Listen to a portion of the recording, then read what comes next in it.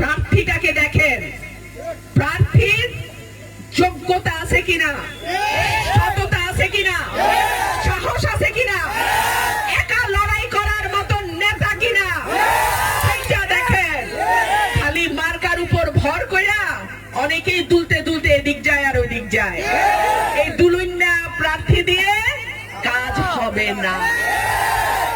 প্রিয় ভাইরা আমার, আমার এই বিচ্ছিন্ন অবহেলিত এলাকার মানুষ, আপনাদের শুধু যোগাযোগ ব্যবস্থার উন্নয়ন হলেই হবে না।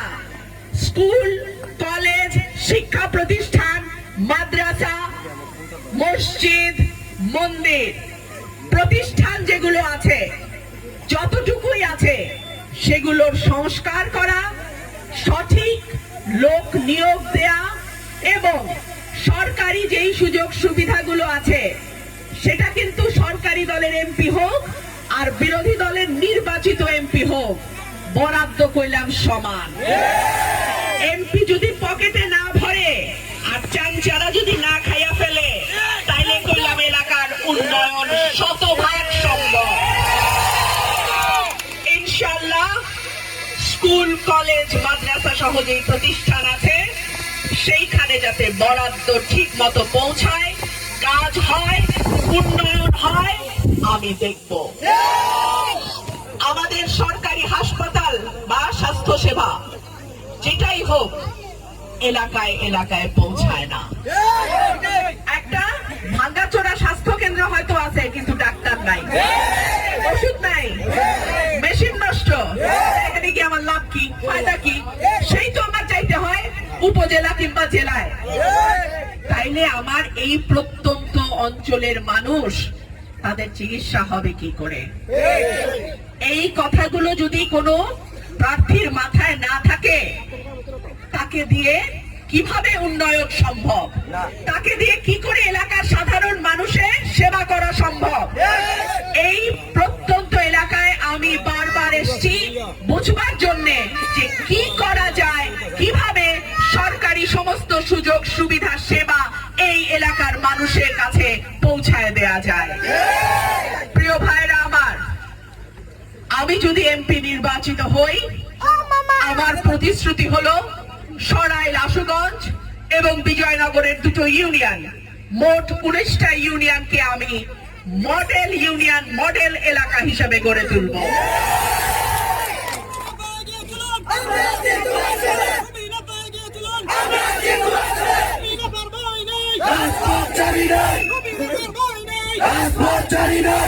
আপনাদের যেই ভালোবাসা আমি পেয়েছি, আমি আল্লাহর কাছে কোটি কোটি শুকর আদায় করি।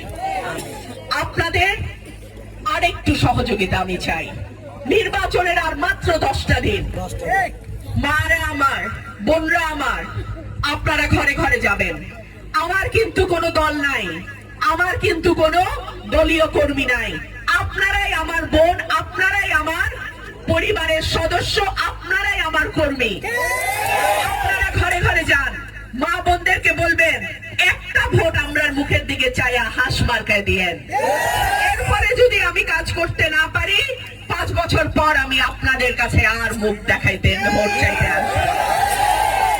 আপনাদের কাছে আমার আরেকটা অনুরোধ, 11ই ফেব্রুয়ারি বিকাল থেকে 12ই ফেব্রুয়ারি ভোট গণনা শেষ হওয়া পর্যন্ত আল্লাহ রসুলের দোহাই কেন্দ্র ছাড়বেন না। আমাদের বয় মুরব্বীর দোহাই লাগে, আল্লাহ রসুলের দোহাই লাগে, কেউ কেন্দ্র ছাড়বেন না।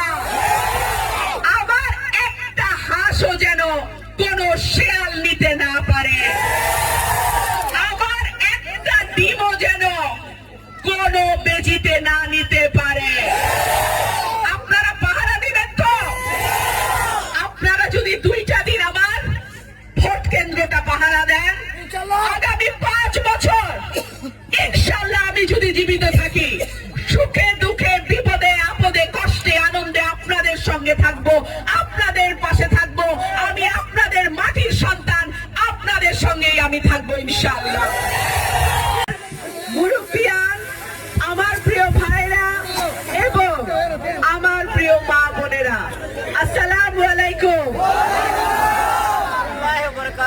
কিন্তু কয়েকদিন আগে আপনাদের এখানে এসেছিলাম, জয়দুরকান্দি টেলিকান্দি আমি জনসভা করে গেছি।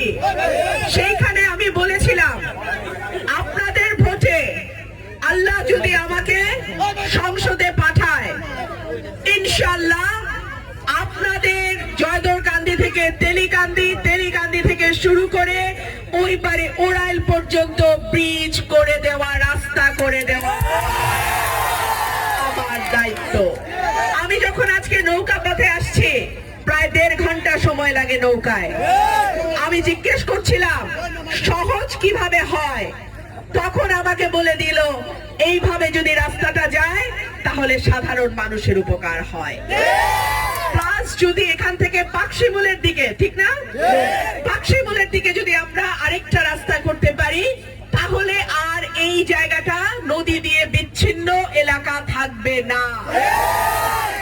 প্রিয় ভাইরা আমার, আমি যেই ইউনিয়নেই যাই অবস্থা ভালো না, যোগাযোগ ব্যবস্থা ভালো না, রাস্তাঘাট ভাঙা, ব্রিজ নাই। বহু জায়গায় এমন হয়েছে 5 মিনিটের রাস্তা 50 মিনিটেও পৌঁছাতে পারি না। আপনারা তো কখনো ভোট দিতে কসুর করেন নাই, ভোট আসছে আপনারা ভোট দিছেন। এমনকি 18 সালের ভয়াবহ রাতের নির্বাচনেও আপনারা ভোট দিয়ে এমপি নির্বাচিত করেছিলেন। সেই এমপি কি করলো 40 বছর আমি জানি না। যাই হোক, আমি কারো গীবত করতে আসি নাই, কিন্তু আপনাদেরকেও একটা বিষয় একটু সচেতন করে দিতে চাই আমার এই কথার মধ্যে দিয়ে। মার্কা ভালো ঠিক আছে, প্রার্থীটারেও ভুলেন না। মার্কা শুধু ছাপাইলেই হয় না, যোগ্য প্রার্থীও লাগে। নাইলে ওই মন্ত্রী এমপি 8000 বার হইলেও রাস্তা হয় না, কাম হয় না।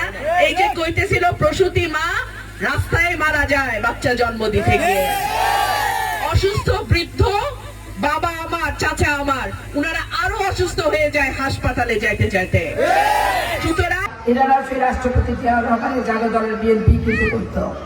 91 সালে আমি যখন এখানে আসছিলাম তখন ওনারা, আমি মঞ্চে পেয়েছি, তার বাবার সভাপতিত্বেই কিন্তু মিটিংটা হয়েছিল।